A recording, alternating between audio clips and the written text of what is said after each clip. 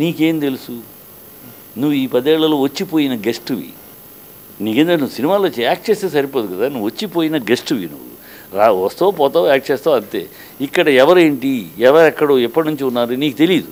నీకు మేము నువ్వు కూర్చుంటే మేము స్పూన్ ఫీడ్ చేయాలి. ఇదిగో ఈయన అప్పటి నుంచి ఉన్నాడు ఇది మేము చెప్పాలి.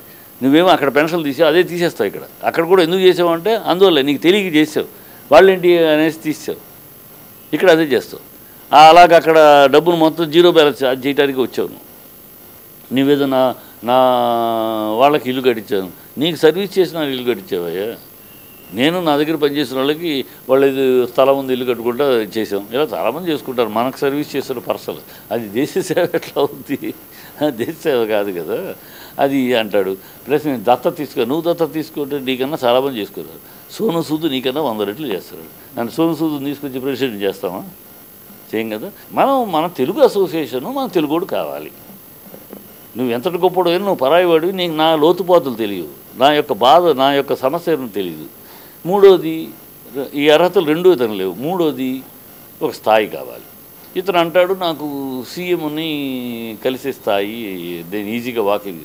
నువ్వేంట్రా ఇవాళ వచ్చి మా తెలుగు వాళ్ళకి ఏదో నువ్వు నీ ఇన్ఫ్లుయెన్స్ ఏంటి? నా మోహన్ బాబు అవసరమైతే వాకింగ్ నడిచి వెళ్ళగలడు, కేసీఆర్ దగ్గరగా ఈ పిఎం దాకా వెళ్ళగలడు.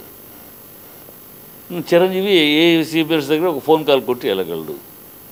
మాకు నువ్వు ఇన్ఫ్లుయెన్స్ ఏంటి? నువ్వేదో మాకు ఇక్కడ దద్దమ్మల్లాగా మాకు చేతకానాలు ఉన్నట్టు మాకేదో ఇన్ఫ్లుయెన్స్ ఏంటి, మాకు ముఖ్యమంత్రులు మాకు స్పందించినట్టు నువ్వు వచ్చేదో ఇవన్నీ పిచ్చి కూతలు కారు కూతలు. ఈ మనం ఎంకరేజ్ చేయడం పైగా అంటాడు అందరినీ కలుపుకోవాలని. అసలు పోవాలి అనే మాట ఈ వీడి నోటెమ్మట రావడమే దెయ్యాలు వేదాలు వాళ్ళు ఇచ్చినట్టు. ఈ కలుపుకోవడం అనే పదమే వీడి డిక్షనరీ లేదు. చిన్న ఆర్టిస్టులో కూర్చుంటేనే పెద్ద ఫీల్ అయిపోయి దూరంగా కూర్చుంటాడు. కో ఆర్టిస్టులు కోట లాంటి వాళ్ళు కూడా అవమానించి మాట్లాడతాడు. కనుక నీ కలుపుకొలుతానం ఏంటి? ఇంకో దరిద్రపు మాట అన్నాడు, తెలుగు ఆర్టిస్టులు ఆత్మాభిమానం కాపాడటాను. అంటే ఇంత గుండె నీకు, ఎంత ధైర్యం నీకు? అంటే ఈనాళ్ళు తెలుగు ఆర్టిస్టులు ఆత్మాభిమానం లేకుండా బతుకుతున్నారా? ఎంత ఖండకావరా మాట్లాడటానికి. తెలుగు ఆర్టిస్టులు ఆత్మాభిమానం లేకుండా బతుకుతున్నారంటే వీడు వచ్చి ఆత్మాభిమానం నిలబెట్టడానికి పనిచేస్తాడు. ఇది ఒళ్ళు బలుపు మాటలు. వాడు అహంకారం అంతే. ఇవన్నీ వాడు ఎజెండా రాజకీయ ఎజెండా. ఆ 2 చోట్ల రాజకీయంగా ఫెయిల్ అయ్యాడు. ఇప్పుడు ఇక్కడ వచ్చి ఆ రాజకీయ ఎజెండా అంటే మామూలుగా ప్రకాష్ రాజ్గా వచ్చి అందరితో ఇంటరాక్షన్ అవ్వలేడు. ఒక పదవిలో కూర్చుంటే ఈ పదవి కూడా మామూలు పదవి కాదు, గ్లామర్ ఫీల్డ్ యొక్క ఆర్గనైజేషన్, మొత్తం గ్లామర్ ఫీల్డ్ యొక్క ఆర్గనైజేషన్. దానికి పదవిలో కూర్చుంటే నీకు ఇంటరాక్షన్ ఈజీ అవుతుంది. ముఖ్యమంత్రితో ఆ ముఖ్యమంత్రితో మిగతా మంత్రులతో ఇట్లా చేసుకుని మెట్టు తన రాజకీయ మెట్లు అమర్చుకోవడానికి ఇది వాడుకోవాలని. నీ రాజకీయ ఆశయాన్ని నేను కాదను. నువ్వు రాజకీయంగా అక్కడ ఫెయిల్ ఇక్కడ ఫెయిల్ ఎక్కడైనా ప్రయత్నించుకొని రాజకీయ ప్రయత్నాన్ని నేను కాదను. ఎవడి ఆశ వాడిది, ఎవడి కోరిక వాడిది.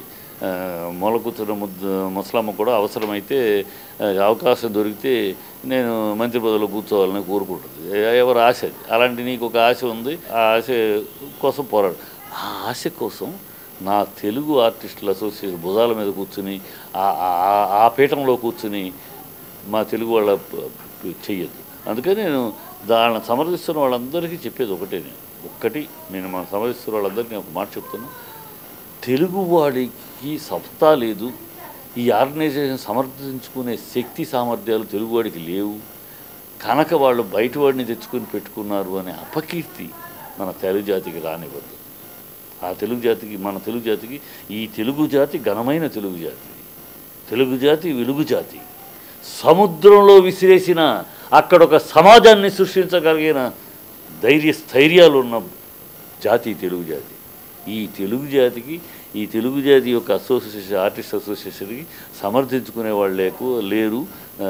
దానికి ఒక బిల్డింగ్ కట్టించడానికి కూడా లేరు, దానికి ఒక ఇన్ఫ్లుయెన్స్ ఉపయోగించడానికి లేరు. అందుకే ఇక్కడ ఎవరు లేరు. అందుకని పరాయి కన్నడీగుణ్ణి తీసుకొచ్చుకున్నారనే అపకీర్తి, అపనింద తీసుకురావద్దు. తెలుగువాడి గౌరవానికి, తెలుగువాడి ప్రతిష్టకి, తెలుగువాడి సమర్థతకి దెబ్బ కొట్టద్దు. అదే నేను కోరుకుంటున్నాను.